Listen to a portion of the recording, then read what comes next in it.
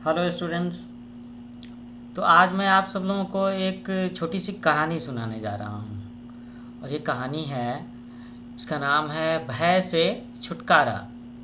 भय समझते हो ना आप? भय भय का मतलब है डरना। हाँ, अक्सर बच्चों को डर लगता है। किस किस चीज़ से डर लगता है आप सब बच्चों को? बच्चे अंधेरे से डरते हैं, है ना।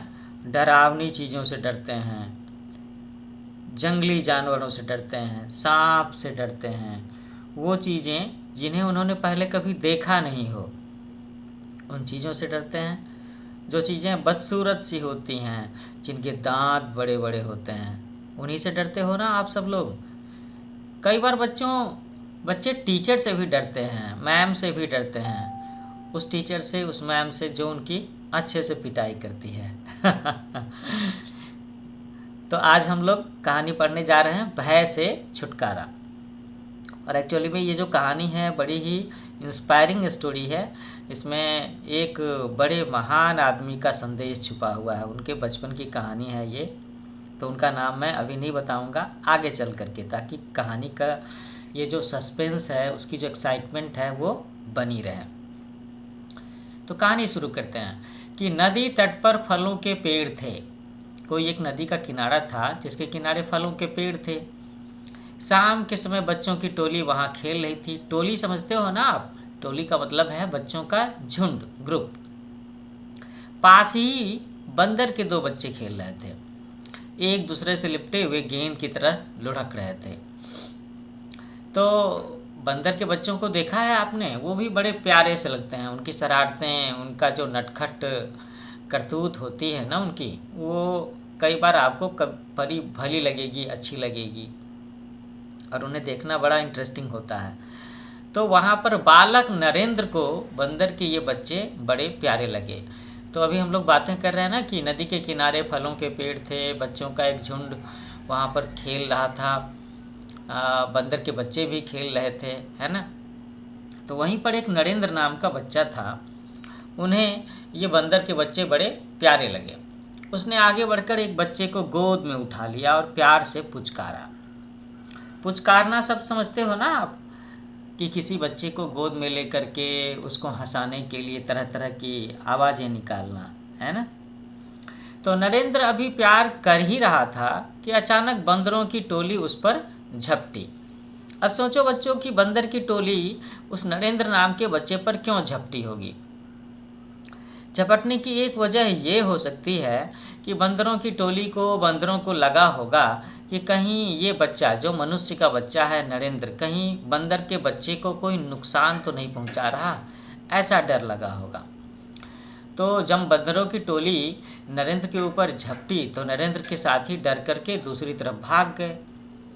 नरेंद्र को कुछ न सूझा। अब भाई, नरेंद्र आखिर बच्चा ही तो है, और उसे समझ में ही नहीं आया कि भाई बंदरों की टोली ने अचानक उसके ऊपर ये जो अटैक किया वो क्यों किया। वो बंदर के बच्चे को उठाए उठाए गंगा की तरफ भागा, नदी की तरफ भागा, और बंदर भी नरेंद्र के पीछे पीछे दौड़े। तो बंदर नरेंद्र के पीछे क्यों दौड़े होंगे भला? बंदर नरेंद्र के पीछे इसलिए दौड़े होंगे कि नरेंद्र के हाथ में बंदरों का छोटा बच्चा था। और नरेंद्र क्यों भागा? नरेंद्र इसलिए भागा कि उसे बंदरों की टोली से डर लग रहा था कि भाई बंदर उसके पीछे पीछे क्यों भाग रहे हैं। अचानक नरेंद्र को लगा कि बंदर अपने बच्चों को बचाने के लिए उसके पीछे आ रहे हैं। अब नरेंद्र को ये बात समझ में आ गई। तो उसने क्या किया? उसने झट से बच्चे को छोड़ दिया। अब बंदर का बच्चा हो या मनुष्यों का बच्चा हो, तो क्या होता है कि जब वो अकेला होगा तो थोड़ा सा घबराएगा ही, और जैसे ही उसके माँ बाप नज़दीक में नज़र आएंगे तो वो दौड़ करके उनके पास जाएगा। तो जैसे ही नरेंद्र ने बंदर के बच्चे को छोड़ा तो वो बच्चा भाग करके अपनी टोली से, अपनी फैमिली से जा कर के मिला। लेकिन बंदर अभी भी बहुत गुस्से में थे। वे कूद कूद कर घुड़कियाँ दे रहे थे। घुड़कियाँ दे रहे थे का मतलब क्या है कि वो नरेंद्र को डराने की कोशिश कर रहे थे। उसे ऐसा कुछ इशारा करने की कोशिश कर रहे होंगे कि उसने बंदर के बच्चे को गोद में उठा करके अच्छा नहीं किया, है ना। तो नरेंद्र ने सोचा, अच्छा बंदर कैसे घुड़की देंगे, बंदर कैसे डराते हैं, कभी याद है किसी को? बंदर खी खी करते हैं, दांतें दिखाते हैं, है ना। और बंदरों की ये जो अजीब सी आवाज़ होती है, खी खी खी की आवाज़ होती है दांतें दिखा करके, तो डर तो लगेगा ही। अब भाई वो इतना फुर्तीला होता है, कूद के आ जाए कहीं पर, काट ले अपने हाथ के नाखूने से, है ना, खरोंच मार दे तो नुकसान तो होगा ना। तो अब नरेंद्र ने सोचा कि भाई मैं तो बच्चे को प्यार ही कर रहा था, अब तो मैंने उसे छोड़ भी दिया, लेकिन जब मैंने कुछ गलत नहीं किया तो मैं क्यों डरूं। अब ये है एक बहादुर बच्चे के मन की बात। और ये बहादुर बच्चा कौन है? ये बहादुर बच्चा है नरेंद्र। उसने क्या सोचा कि भाई मैं तो बंदर के बच्चे को प्यार कर रहा था और मैंने उसे कोई नुकसान नहीं पहुंचाया, उसके मम्मी पापा और फैमिली के लोग आ गए तो मैंने उसे छोड़ दिया, तो अब ये बंदर मुझे क्यों डरा रहे हैं। आप इस तस्वीर में देख सकते हो कि कैसे ये जो बंदर है ना, वो बच्चों को डराने की कोशिश कर रहे हैं और बच्चे भाग रहे हैं, है ना। तो अब नरेंद्र ने सोचा कि मैं जितना डरूंगा उतना ही ये और डराएंगे। और ये विचार आते ही नरेंद्र ने नाव में रखा डंडा उठाया और वापस मुड़ा। तो हम लोगों जो बातें कर रहे थे, तो ये लोकेशन क्या है? लोकेशन है कि नदी है, नदी का किनारा है, नदी के किनारे के पास में फलों के पेड़ लगे हुए हैं, वहाँ पर बच्चों की एक टोली, बच्चों का एक झुंड खेल रहा है ना।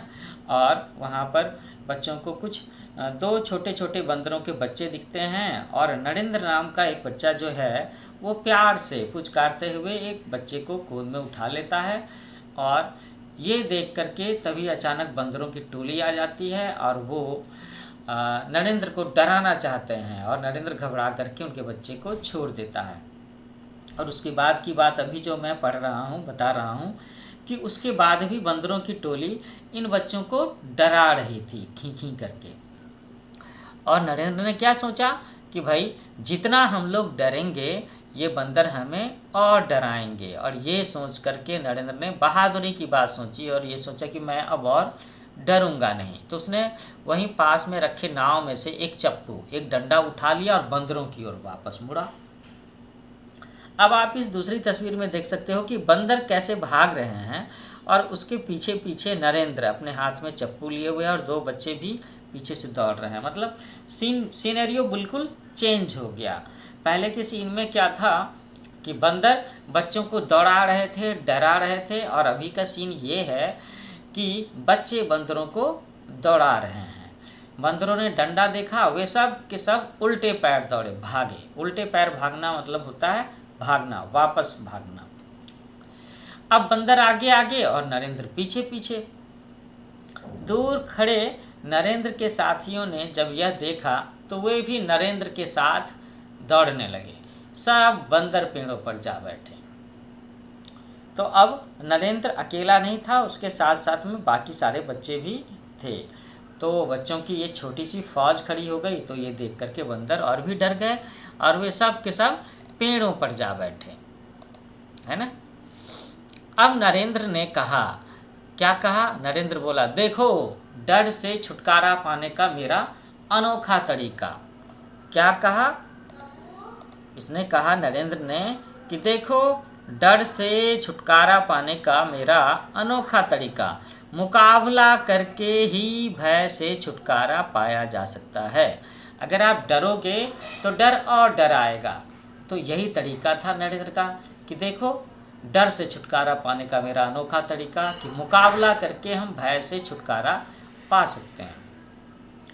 तो इस बात से सब बच्चे नरेंद्र की प्रशंसा करने लगे, तारीफ करने लगे कि हाँ इसने बड़ी काम की बात बताई। और जानते हो बच्चों, ये बालक, ये नरेंद्र कौन था? ये बालक नरेंद्र बड़े होकर के स्वामी विवेकानंद कहलाए। स्वामी विवेकानंद का नाम आप लोगों ने जरूर सुना होगा। ये हमारे भारत के महान पुरुषों में गिने जाते हैं, है ना। इनका जन्म सन 1863 ईस्वी में कोलकाता में हुआ था। कोलकाता वही जो कलकत्ता है, वेस्ट बंगाल की राजधानी। इन्होंने वेदों तथा भारतीय धर्म का गहरा अध्ययन किया। इन्होंने भारत में जो वेद है ना, 4 वेद आपको याद हैं? अथर्ववेद, सामवेद, ऋग्वेद, याद है कि नहीं। और भारतीय धर्म जो हिंदू धर्म है, सनातन धर्म है, उसका इन्होंने गहरा अध्ययन किया। इनके गुरु कौन थे? इनके गुरु थे स्वामी रामकृष्ण परमहंस। और विवेकानंद के बारे में एक बात कही जाती है कि इन्होंने सन 1893 में शिकागो में, अमेरिका के शिकागो में एक भाषण दिया था। ये सर्वधर्म सभा थी। इसमें दुनिया भर के लोग और अलग अलग धर्मों के जो बड़े बड़े धर्म गुरु थे, संत लोग थे, वे वहाँ आए थे और उन्होंने अपने अपने धर्म और उसके महत्व को लेकर के लेक्चर्स दिए थे। तो वहाँ पर मतलब विदेशी धरती पर, अमेरिका में, अंग्रेज़ों के बीच में विवेकानंद जी ने अंग्रेजी में ही भाषण दिया और वहाँ के लोगों को भारत के सनातन धर्म, हिंदू धर्म के बारे में और इसकी विशेषता के बारे में लोगों को जानकारी दी। संसार भर के विद्वान इनके विचारों से बहुत प्रभावित हुए। इन्होंने लोगों को जीने की नई राह दिखाई। आप सब बच्चे अगर ज़रा सा गौर करो तो आपको बड़े बड़े शहरों में आपको रामकृष्ण परमहंस आश्रम मिल जाएंगे। तो ये जो रामकृष्ण परमहंस आश्रम है, ये स्वामी विवेकानंद के अथक प्रयासों का ही नतीजा है, उनके उपदेशों का ही नतीजा है, जिसकी वजह से भारत के काफ़ी सारे लोग इनके इस जन आंदोलन में शामिल हुए और इन्होंने लोगों को जागरूक बनाने का काम किया, लोगों को शिक्षित करने का काम किया। जैसे मैं मुजफ्फरपुर की बात करूं तो यहाँ भी बेला इंडस्ट्रियल एरिया में एक रामकृष्ण परमहंस आश्रम है और वहाँ पर उस आश्रम के द्वारा आँखों का एक अस्पताल चलाया जाता है ना। तो रामकृष्ण परमहंस के जो आश्रम हैं, विवेकानंद जी के जो आश्रम हैं, पूरी दुनिया में फैले हुए हैं और ये जन कल्याण से संबंधित कार्य में लगे रहते हैं। तो बच्चों, ये कहानी सुनकर के दो बातों का पता चलता है। क्या पता चलता है? एक तो ये पता चलता है कि जो लोग महान होते हैं, कई बार बचपन में भी उनकी महानता के कुछ निशान, कुछ चिन्ह लोगों को दिख जाते हैं। जैसे इस कहानी में हम लोगों ने सुना कि ये जो विवेकानंद जी थे, जिनके बचपन का नाम था नरेंद्र, कैसे बचपन में इन्होंने अपने साथ के बच्चों को डर से छुटकारा पाने का तरीका बताया, जो हम लोगों ने इस कहानी में देखा। और दूसरी बात क्या सीखा हम लोगों ने? दूसरी बात जो सीखने की है वो एक मोरल लेसन है कि डर से डर करके नहीं रहना चाहिए, डर को डराना चाहिए, डर से मुकाबला करना चाहिए। जैसे कि बंदर बच्चों को डरा रहे थे, तो अगर बच्चे बंदर से डरते रहते तो बंदर बच्चों को और भी डराते और भी सताते। लेकिन जब नरेंद्र नाथ ने, जब विवेकानंद जी बचपन में, इन्होंने जब पलट करके बंदरों को डंडा लेकर के दौड़ाना शुरू किया तो सबके सब बंदर भाग लिए। अच्छा बच्चों, यहाँ पर एक इंटरेस्टिंग फैक्ट है कि बंदर के बच्चे के चीखने की आवाज़ बहुत तेज़ होती है, उसकी चीख भारी वर्षा में भी सुनी जा सकती है। तो आप सब बच्चों को ये बात ध्यान में रखनी है और आप कभी इस तरह की बात देखो, सुनो बंदरों के बारे में, तो इसे नोट कर सकते हो, अपने बाकी सारे दोस्तों में शेयर कर सकते हो, है ना। क्या कि बंदर के बच्चे की चीखने की आवाज़, उसकी जो साउंड की इंटेंसिटी होती है वो बहुत तेज़ होती है ना। और वर्षा के पानी के समय में भी, जब बारिश की आवाज़ आ रही होती है, तब भी अगर बंदर का कोई बच्चा कहीं चीख चिल्ला रहा हो तो आप उसकी आवाज़ साफ साफ सुन सकते हो। तो बच्चों, कभी भी डरना नहीं चाहिए। मैं कोशिश करूँगा कि इस लेक्चर के डिस्क्रिप्शन में विवेकानंद जी से संबंधित कुछ और भी जानकारी आपके साथ में शेयर करूँ, तो ताकि आप उन्हें देख करके, पढ़ करके विवेकानंद जी के ऊपर में एक छोटा सा लेख लिख सको। और बच्चों, आखिर में मैं आपसे ये कहूँगा कि आप मेरा YouTube channel new age coaching, इसे ज़रूर सब्सक्राइब कीजिए, है ना। इस पर आगे चल कर के मैं बहुत सारे लेक्चर्स आपके लिए हिंदी में, इंग्लिश में, SST के, है ना, और साइंस के भी डालने वाला हूँ। मैंने बहुत सारे लेक्चर्स डाल भी रखे हैं, तो आप इसे लाइक करो, शेयर करो, सब्सक्राइब करो।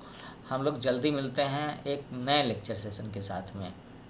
तब तक के लिए अपना ख्याल रखिए, अच्छे से पढ़ाई कीजिए। Happy learning with new age coaching. Bye bye.